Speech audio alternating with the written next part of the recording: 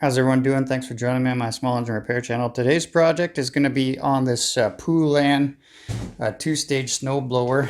What I'm going to show you today is how to inspect and service the transmission on one of these machines.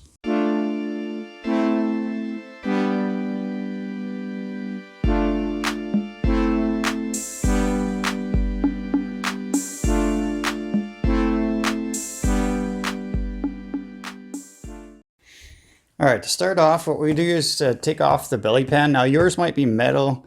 This one happens to be plastic. It doesn't much matter. The process is the same. Usually there's some bolts on the side, or there's actually bolts, you know, here and sometimes down here. So just figure yours out and just take the bolts out first.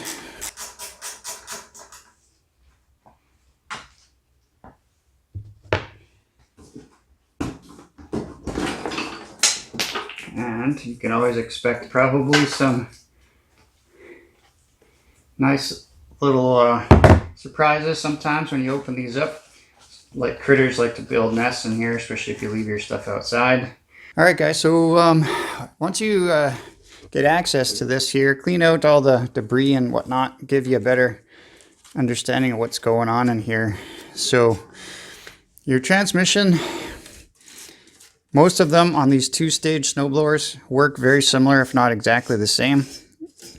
All right, so what you have here is a friction disc or wheel drive disc. So this actually is driven by the engine at all times. And what ends up happening is when I try and engage the transmission, then this whole assembly, I don't think I'll be able to lift it up, but this whole assembly gets pulled upwards this way using that cable up top on the handle. And with this thing spinning at all times in one certain direction, eventually what it's going to do is mate up with this friction disc. Okay, so it's got some rubber on there. You want to keep this rubber nice and clean. And what happens is when you mate these two surfaces and then this starts turning, you can see it's attached to a shaft there. Okay, and then that shaft has a series of gears and chains, goes up to other shafts, and ultimately it ends up spinning your wheels. Okay, depending on which way the shaft is turning determines if it's going forward or backwards. Okay, now this wheel itself, when you move this wheel this way or that way, and then engage it with the drive disc, what happens is the further away you go, the faster it's going to spin. All right, the closer to the center position, the slower it's going to be. So that gives you your gears. So going this way gives you your forward gears. I believe, well, different machines are different. I think right now, actually, it's in a reverse gear. So let me just move the handle up here. Move it to a forward position. So as you can see, this thing is way far out on this disc. So that's going to be your fastest forward speed, and then slower and slower and slower. And then once it gets to the other side, then it will actually change directions, just because this wheel spins the same direction, but once you're on the opposite side of it, it will actually go in the reverse direction. And the further away, the faster the reverse is going to be. So that's kind of how this transmission works. Now for servicing, what you're going to need to do is a couple of things. First of all, the inspection part, you're going to want to check how much rubber is left on your friction disc or friction wheel. All right, so if that is worn down to the metal, and I've seen them. In fact, I just did a Honda video on a Honda that had no rubber left on it at all. So you can change either the rubber or the whole disc itself. So I have a video on that if you're interested. I'll link to that in the description down below. But anyways, you're going to want to check that condition of that. Check the condition of your drive disc. We're going to clean all this up. You want to make sure, none of your sprockets, teeth on the sprockets are broken, or chain is excessively loose or missing links or broken, for instance. All right, so everything looks to be intact. So it's basically a matter of just servicing this particular transmission. I'll show you how to do that next.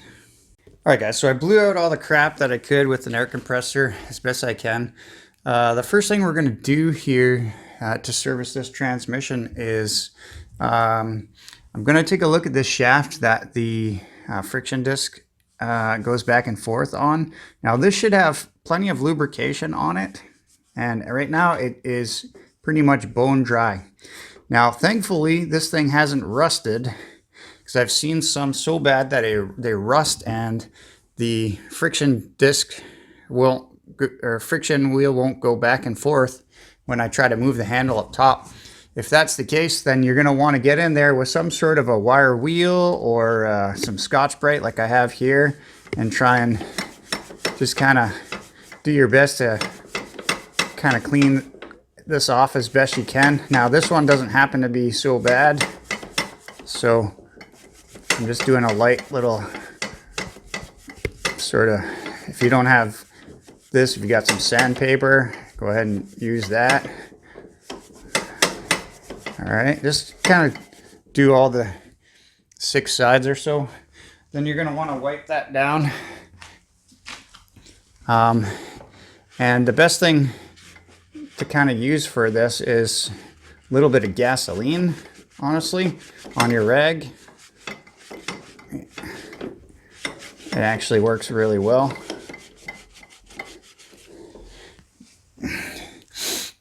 So now that that's kind of cleaned up, next thing we're going to do is to use some low temp grease and grease up these chain and sprockets. So I just got some low temp grease from a hardware store, because these things operate in cold temperatures, right? And just get yourself a good dab, and don't be shy with this stuff. Try and get it in your chain. Maybe all the way around.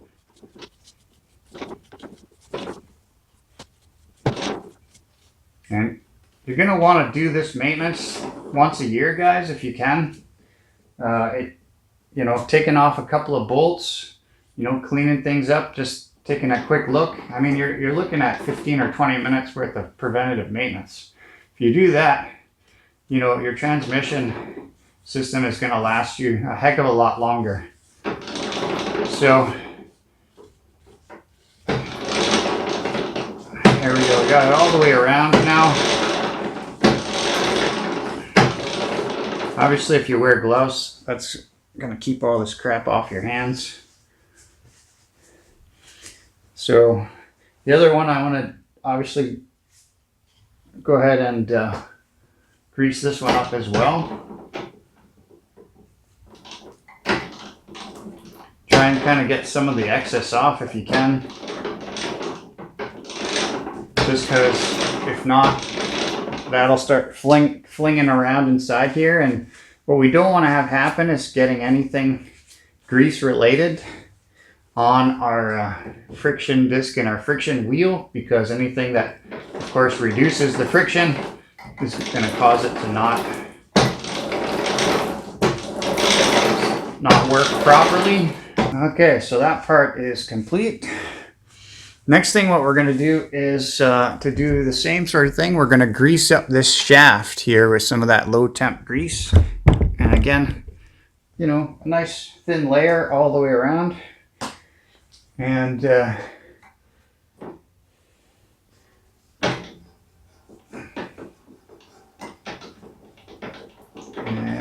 you don't have to kind of gob it on there. In fact, you don't want to necessarily gob it on there. because you don't want it to fling off onto that disc. Now, I can't get the entire length of this shaft, so what you're gonna have to do is just come up there and you know, shift to the full opposite direction, whether you started in forward or reverse, and then do the same on that side as well. Okay, and once you got a nice thin layer across there, then you're going to want to exercise that handle back and forth and change the gears from forward and reverse. So just keep moving it back and forth.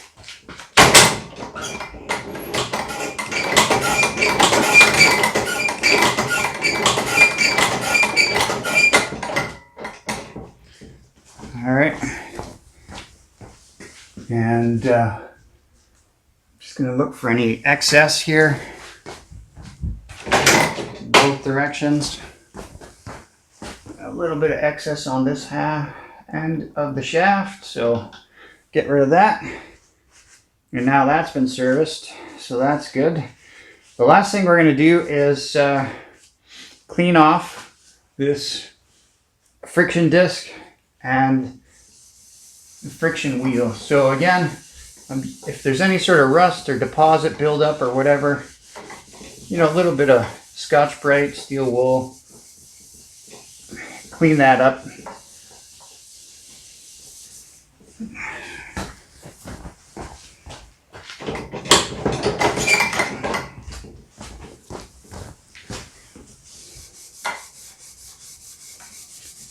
All right, so that's looking real nice. And the last thing we're going to do is we're going to take a nice clean rag and put some gasoline on there and clean up these two mating surfaces so that there's no grease left over on them there. All right, so I just got a rag with some fuel. And it's going to clean that up. Same with the, see, it's kind of all dirty because we were just working on that. And I'll do the same with the friction disc so it's nice and clean.